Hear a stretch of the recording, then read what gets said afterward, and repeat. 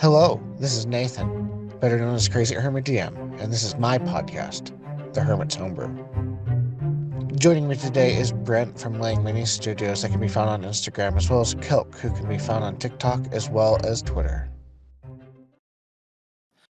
As long as as me, I am a very storyteller DM.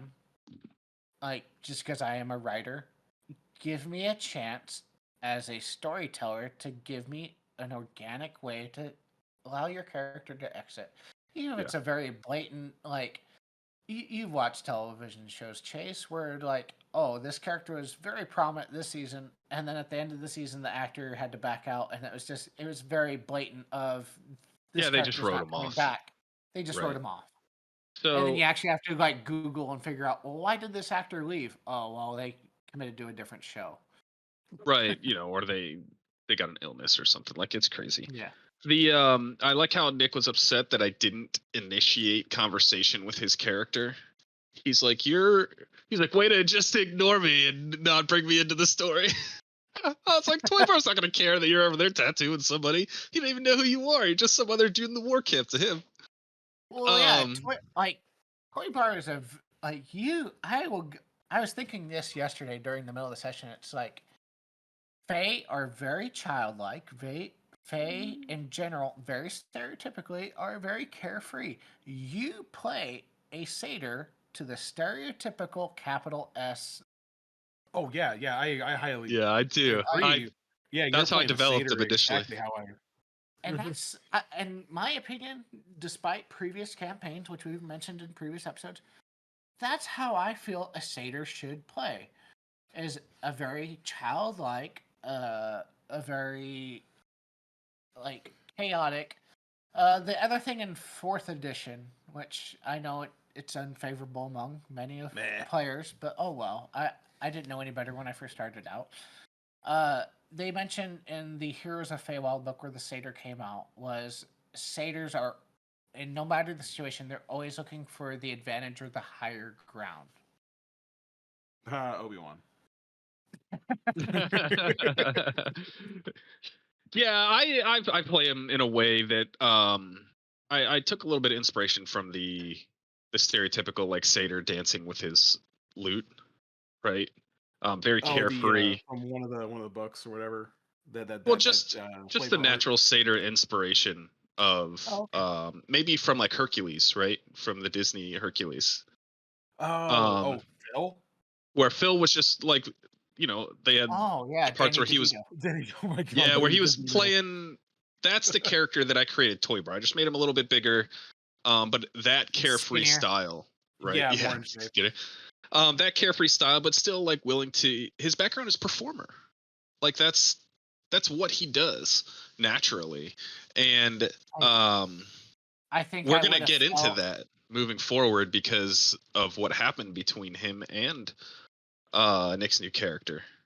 Now that Nick stole something from Toy Bar, it's going to get bad for Nick.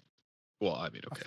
Before we discuss going forward with what Nick did, I just want to stick on the Toy Bar thing for 10 more seconds and say, especially with Danny DeVito, if you had played a Danny DeVito satyr and played him Frank Reynolds from Always Sunny in Philadelphia, Toy Bar would never die. I would fall in love with that character so hard that he'd have such hard plot armor that nothing would ever fall to him. Oh, bad things would happen, of course, but nothing that would be permanent or he'd never die.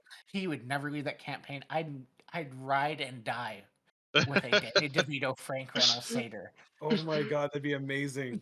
It would be really fun.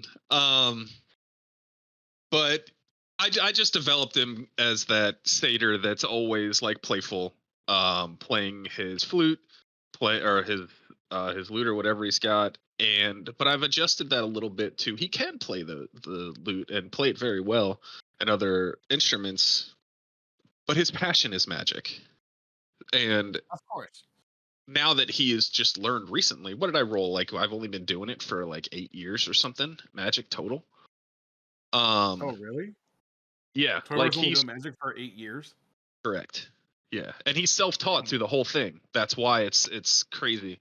Before that, he was learning to perform.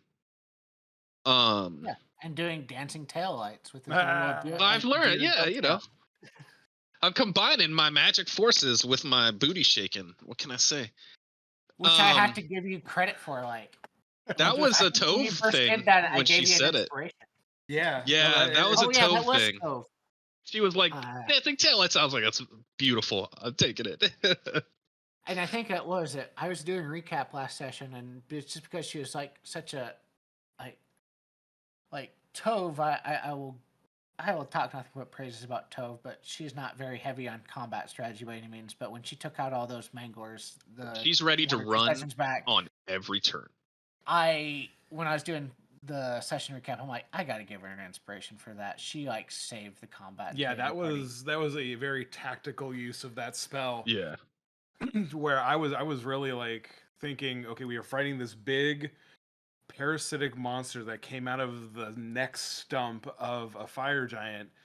We've got a weird, I mean, I'm metagaming a little bit. I know it's an aberration of some sort, a beholder, whatever. Yeah.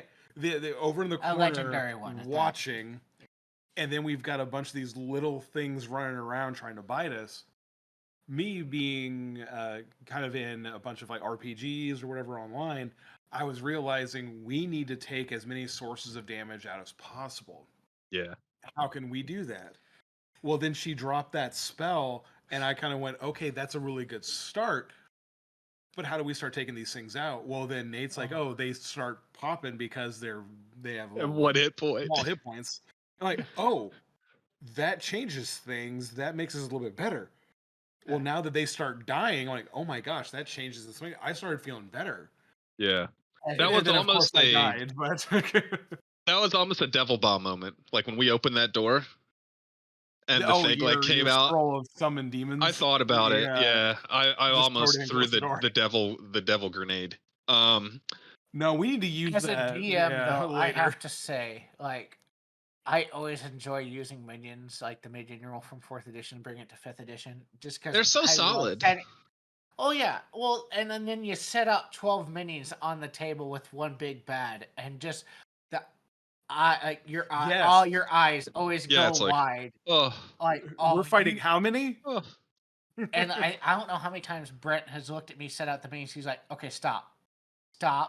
Well, yeah, because knowing the rules for 5th edition, I keep reminding myself that, okay, Nate likes to use from everything. So whenever I see something come down, I know in 5th edition, they don't have the minion rule. Yeah. To where they're like everybody else, but they have one hit point. Yeah. Yeah, so I'm like, okay, cool, whatever. Moving on, I'm going to put out these whatevers, and we'll fight that and be good. So when he puts down something really big, and then half a dozen other things, I do kind of panic a little bit because my DM mind kicks in, and I go, "What are those? What is armor class? What's their hit points?" And but that's I feel like, and then I completely. I feel like at this point though, we're at level 12 now. Like even if you put stuff out there that had like 10 hit points, like we're still popping them in one shot, right? Yeah, and you're absolutely right. Yeah. Yeah, because that bramble that was doing a D8 or 2 D8s per thing. I don't know. Yeah, as long as they move, right? I'm not they big on druid magic. Yeah, they had to move, and then it worked out. I will admit, like, if Allison presented something reasonable to me as a druid in a spell, and she like fudged it a little bit, I ain't gonna question it because I do trust. I know she ain't a cheater by any means, but like, if a player that liked to fudge, which she doesn't, but if he was to like say like, hey, it does this. I ain't gonna question it just because I'm a little ignorant when it comes to druids. Now, if she would say it does 4 D8s on a level 1 spell on this big, I'm gonna look that one up. I'm like, now don't get me wrong. Chaos Bolt? Yeah, that's the thing with a lot of like cantrips and stuff that level up almost with you. When we get to higher levels, it will be like 3d6, 3d8, or even 46, 48 for a cantrip. So that's not outside the realm of possibility. But an area of effect that's like covers the room. That's true. No, you're right. Yeah, absolutely. Let me ask you one question, Chase, just because I am a little bit more ignorant. I do know Sorcerer. With Chaos Bolt in previous editions, like if you hit, it jumped like a certain amount of feet to another character Or a Right. different enemy. Sorry, does it do that in 5th edition? It does. So I have to roll. So I roll 2 d8s plus X amount of d6s based on spell Yeah. levels and stuff. If those 2 d8s, whatever 2 numbers pop up on there, I get to choose what damage it is from a table that is either, if it says an 8 and a 3, then an 8 might be acid damage and a 3 might be lightning damage or something. So I get to choose one of those. But if both of those land on lightning damage, for instance, if I roll doubles, then it jumps to the next target and I roll again. Oh wow. So I Okay. deal Well, damage to the first target, and then I get to deal damage again to the next target. That's why it's crazy if I crit and if I roll at high levels, because that happened one time. I cast it at like 5th level, and then I crit, and I rolled stupid amounts of damage. So that's how that works, right? Because it's a table thing. You and I talked about this earlier. I love rolling on tables. Yeah. It's surprising that I'm not a natural DM, right? Because I just like rolling tables. Yeah, because we both work at the same place, and I work alongside somebody that likes D&D, but he doesn't. I don't think he has a regular group, so he doesn't play regularly. But he does like, oh, what happened with your group this week? And I kind of tell him and all that, and then he's asking about your character one day or whatever, just because we are both first responders, and if it's the weather is bad, it's a very slow day. Yeah. Like recently. But he's asking me about your character, and I'm like, or how you play this Satyr Wild Magic. I'm like, I love Chase's character just because he's not the stereotypical sorcerer where you're fireball. Yeah. There's no fireballs in Toy Bar's inventory at all. Yeah, or Circle of Death, very heavy damage spells. If the spell with your leveling has a table of random effects or random damage, that is your jam. Yep. And I love it. And Chase, I gotta say, you are going with the chaos thing fantastically. I love all of it. Every time you cast a spell, in the back of my mind, I'm going, okay, what's gonna happen now? Yeah, it makes me almost want to play a wild mage sorcerer, even though I'm DMing. Sometimes, and sometimes my spells work and they do some fun stuff, like they blind people, right? And sometimes it's just like, oh, they walk a little bit slower, and I'm like, damn it, I wanted that to do something else. Either that, or they walk in a random direction because you got to roll like a confusion or something, or a D9 or 10, or there's no D9, but a D10. I think it's a D8. Yeah, D8. Because it's north, south, east, west, and then south, yeah, because every circle on a battle mat around the person, every square is a D8. Yeah. So I have like I have confusion on my spell list. I have that spell that makes you think everybody's an enemy. Enemies abound.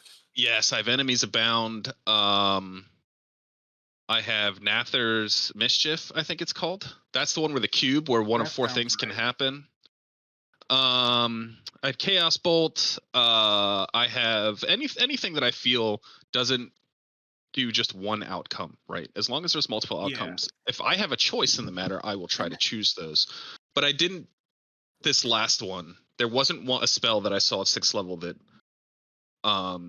did that, so I just took something. I took Globe of Invulnerability. So that way Toy Bar doesn't want things to hurt him. But I also know anti-life magic shell. So anti-life shell, yeah. Yeah, that spell. Unless you are a construct or undead, you can't come within 10 feet of me if I cast it. Oh, so like talk to the hand, you're not coming near me? Yeah, but if I force it on somebody, if I move into range of them, it fails. So you basically got a magical bodyguard barrier. If I cast it, nothing can come within 10 feet of me that is not one of those 2 things. Oh, but if you move within 10 feet of them, the spell drops. Correct, yeah. It's basically only for my protection. And if I cast it, I think if I cast it and you're standing next to me, I think it fails too. I'll have to look at it, but it's a pretty cool spell. We got a little sidetracked, but what Nick stole from me was my infernal box that has the monkey's paw in it. Yeah, he stole the monkey's paw. Yeah, that's what No. Yeah, so that's what I kind of want to talk about, especially with this, is just like how you got. Let's start out with like a very simple thing before we get into the monkey's paw. As you've all DM'd, we've all played. How Yep. do you, in general, we have a very laid back group. Yes. Yeah. For any of the Yes. listeners, no one's gonna really be angry.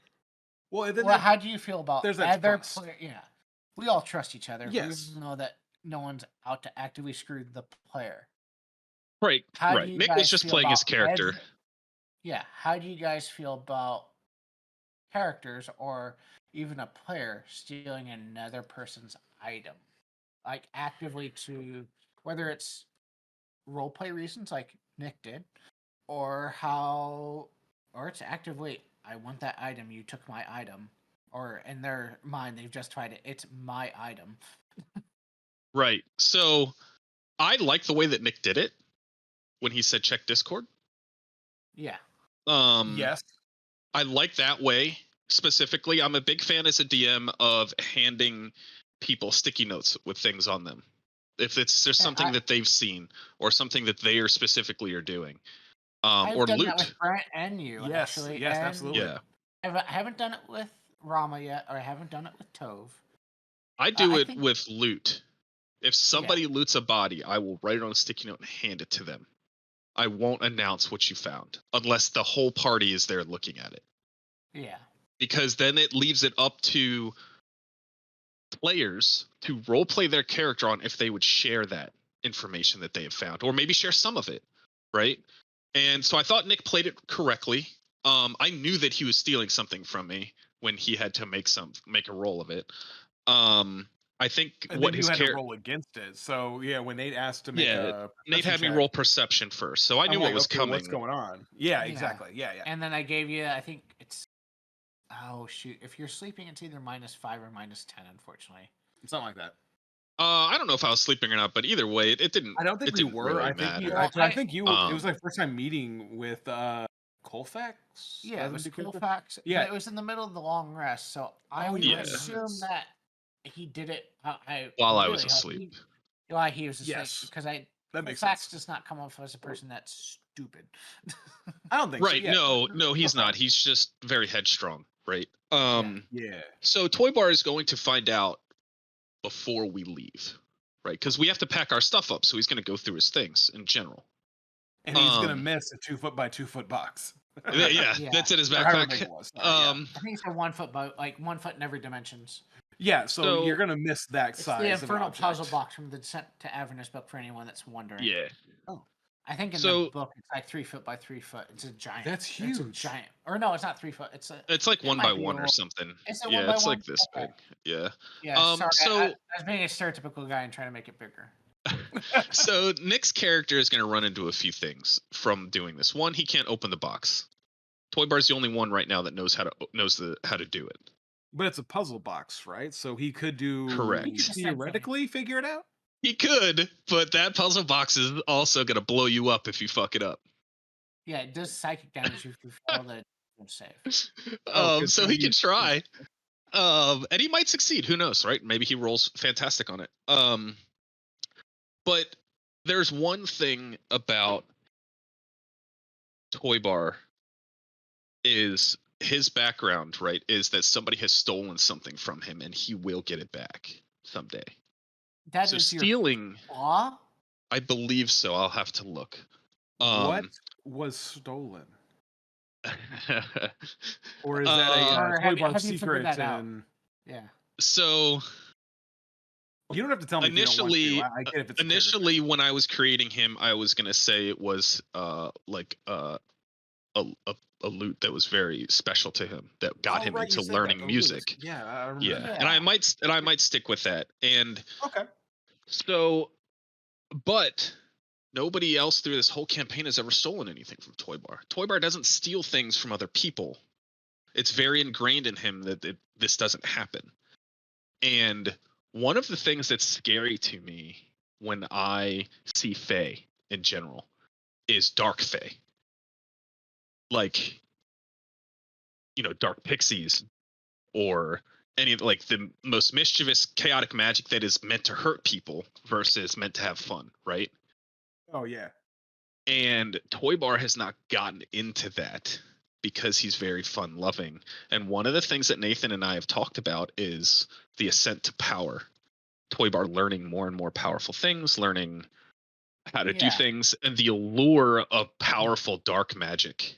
You've put Black Clover on my homework list to watch, I believe, Yeah. or at least like a YouTube highlight video of it. I think. Yeah, I've told you to watch Black Clover because Toy Bar's curiosity for magic is basically steeped in the Wizard King of Black Clover and Wizard King is a Orochimaru. cool character. Yeah, and Orochimaru from Naruto. So That's a good Orochimaru combo. was a bad guy not because of his what he was doing. It was originally because of his desire to learn all jutsu, including the jutsu that required you to sacrifice people, right? And then he realized the only way to learn all jutsu in the world is to basically live forever. And so he started doing bad things to live forever to accomplish his desire to learn all jutsu. And Toy Bar doesn't have to worry about that anymore, thanks to his, Nathan's epic destiny of living forever because I'm now immortal. But Oh yes, for anyone that's listening, just because I've played 5th, I've played 4th, I've played a couple sessions of 3rd, and one session of actually OD&D. Oh no And way. yeah, it was fun. Nice. I from 4th edition, the thing I really loved was Paragon Paths and Epic Destinies, and I really wish they converted them over to 5th Yeah. edition. I just feel they add more story flavor, especially to higher levels, where I feel like a lot of stuff is there's stuff that's good, but there's a lot of stuff that's lacking. I feel Epic Destinies is just something that adds to it, and I try to make custom destinies for my players because they've put in 20 to 30 sessions of time into this character. Why Yeah. wouldn't they want to have at least an inkling of how their character is going to end, at least in my vision of a story? And then I always try, and in this Epic Destiny, try and leave, what was it? I think with your guys' 2 Epic Destinies, you're the Sword of Surtur, and then you're the Valfi, or Phi. Fafnir. Sure. Fafnir, I think Yeah. it is. Yeah, I'm a Fafnir. Yeah, it depends how it's pronounced in Forgotten Realms, because it is a Forgotten Realms thing, but they're multiverse. Which kudos to you, Nate, because I had no idea those existed. So now you've given me another thing to do a deep dive on in D&D lore that I just... Okay, and cool. actually, me and Kilk were talking about that, was just like how, like, even when you and me weren't playing, like, I'd come to you about, like, some random tidbit of lore, and you usually always came up with something within about an hour or so. Like, You've heard of it, at least. yeah. Like, And that's why I brought you on this campaign. It's like, this guy's always had my back. And he's a storyteller like me, so he'll fit in great with this group. Nice. Yes. So, But I always left like 2 or 3 paths for the Epic Destinies before we get too far off subject. Off topic, yeah. yeah, the Epic Destiny is cool, and I'm still trying to find a good way to awaken, right? Because I want that to be a moment.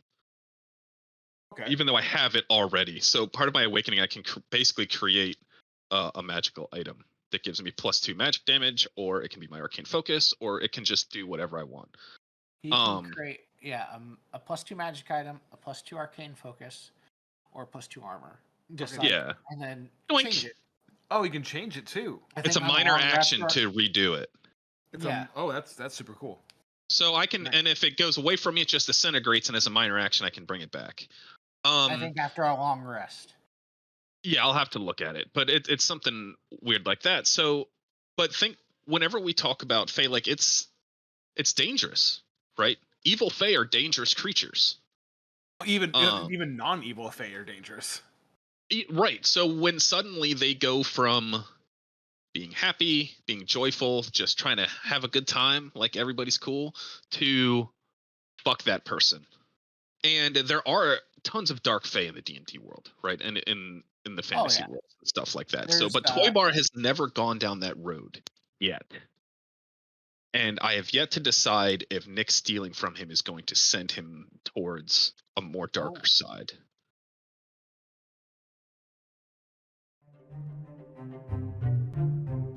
Hey everyone, I'd like to thank you so much for watching this episode of the Hermit's Homebrew.